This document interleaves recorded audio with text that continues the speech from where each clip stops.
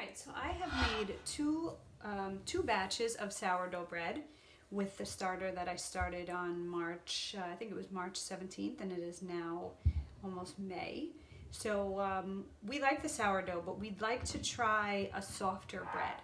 And I've been reading some reviews, and there were great reviews on this no-knead sourdough bread, that it looks like it's a little softer and maybe the process is a little simpler. So I'm going to start the process on that recipe. That is from kingarthurflour. So I have my bread flour measured out, lukewarm water, salt, and I'm going to need my starter. And this morning I fed my starter so that it's ripe, and what it means by ripe is that it was recently fed, and you know, this is where it was and it started to rise. But the most important thing, oh, you can hear the air come out of it. The most important thing that I tested was that it would float, and it did. So I'll just test it again and show you what that looks like. Hopefully it doesn't sink now. It floats. I noticed that it's not a very thick starter, so it did, you know, it did eventually hit the bottom after it started to disintegrate, but I need to measure that out. So now I need some of that back. Okay, and I'm just going to measure this out by weight because it says that you can do, you know, 1 cup of it, but I'd like to do it by weight. Okay, and this is all going to get mixed together, and it's going to sit and rise for an hour. I'm going to mix starter in the water, and vice versa. Let it mix it all out there. And this recipe does not call for that autolyse process, which is the first step with the other 2 recipes that I did, where you would mix up the dough and let the gluten develop before adding the salt.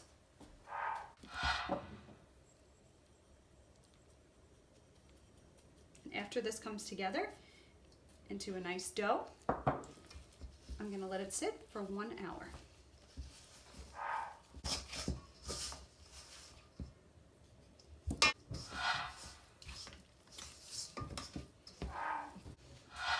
So I mixed the dough up, and at first it looked like, wow, this is going to be a lot drier, and this looks like bread dough that I've worked with before, not the sourdough. But as I really got in there, I switched from the spoon to my hand.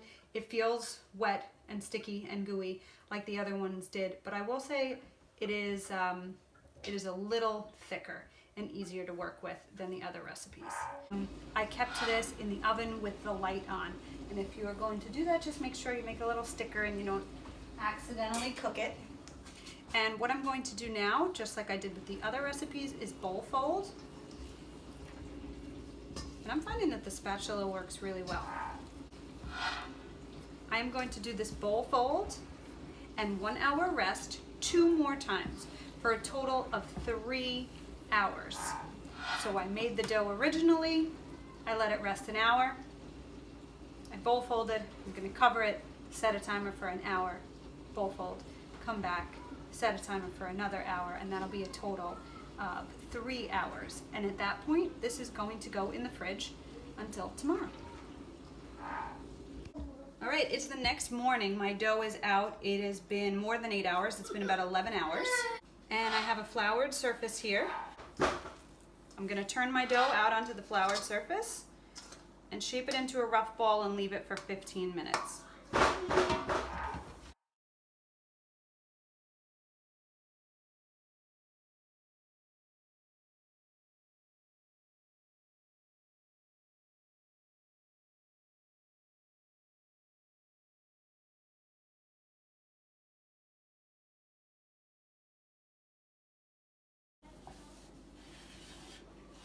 This dough feels a lot sturdier and a lot less wet than the other 2 recipes that I did, because the hydration level on this is lower. I'm gonna leave this for 15 minutes. Okay, it's been 15 minutes, and I'm going to shape this. It says shape it into the vessel that you are going to be baking in. So I'm gonna do the Dutch oven again, because that's all I have right now, but there are other shapes that you can do. So right now I'm gonna go for a round. And it does explain, which I am glad that it explained, that it is not going to puff up more. in the next 2.5 hours. It's just going to come to room temperature. It's actually going to relax and spread out more, which is good because that's what I had happen the other 2 times.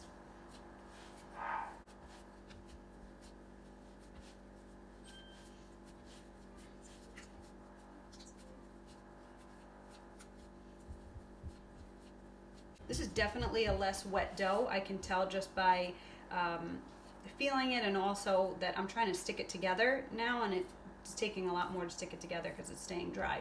Now, something very different from the last 2 methods was that I was preheating the oven for about 45 minutes with the Dutch oven in it. In this case, it's not asking me to transfer it into there. It's asking me to let this proof at room temperature for about 2 hours in the vessel I'm going to bake it in, and preheat the oven on its own. So it says that I can lightly grease it, or I can use semolina. I'm going to flour this just a little bit on this side.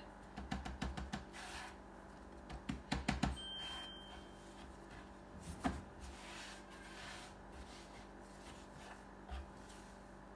and I'm going to put the seam side down. And this is going to rest for 2.5 hours with the lid on. And 1 hour before I'm ready to bake, I'm going to preheat my oven to 500. All right, my dough has been resting covered inside my Dutch oven for 2.5 to 3 hours. It did not rise that much. They said it was going to look a little bit more flattened out and expanding, but it really didn't flatten all that much. And the directions now just say a light dusting of flour. I'm not going to put as much as I put last time because that was crazy. And I have a razor blade now. My special sourdough razor has not arrived yet. So hopefully this is a little bit better. I'm still not great at this.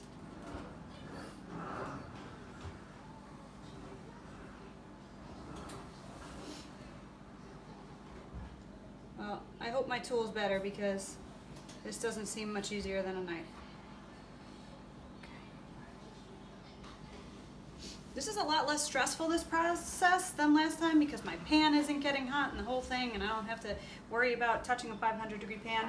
Anyway, so the top is going to go on now, and it is going to bake. I'm reducing my oven from 500 to 450, and I'm baking the bread for 45 minutes. Wish me luck.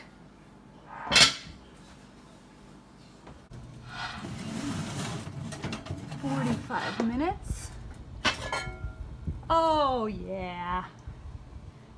I finally got rise. Oh, I'm so excited. Oh my God. Yes.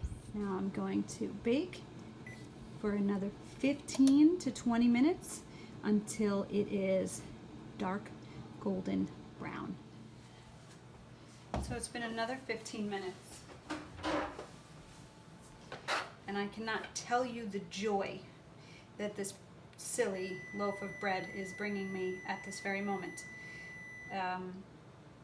Because there were so many fails. Not so many, 2 fails. But they were unsuccessful. And it was a lot of effort that went into it. And this one was way more simple. I wanted a softer bread, I wanted an easier bread, but I didn't want to cheat. I didn't want to use recipes that also had yeast. I wanted to do it on 100% starter, and this one did. But I still feel like I cheated somehow because this was easier and quicker, but I'm loving the result of this. I'm loving the rise. If you have an active starter and you've made the traditional sourdough recipes, you should definitely try this No Knead Sourdough bread by King Arthur because their reviews really did speak for themselves, and it was correct. And it was a lot simpler, and I got much better results on the first try. I don't know if that's because my starter was more active this time and more mature. I should go back and try the others, but this one just looks so good and the process was just easier. So I'm going to take this out and I'm going to let it cool, and then I'll follow up back with the inside, how it looks on the inside, and obviously the taste.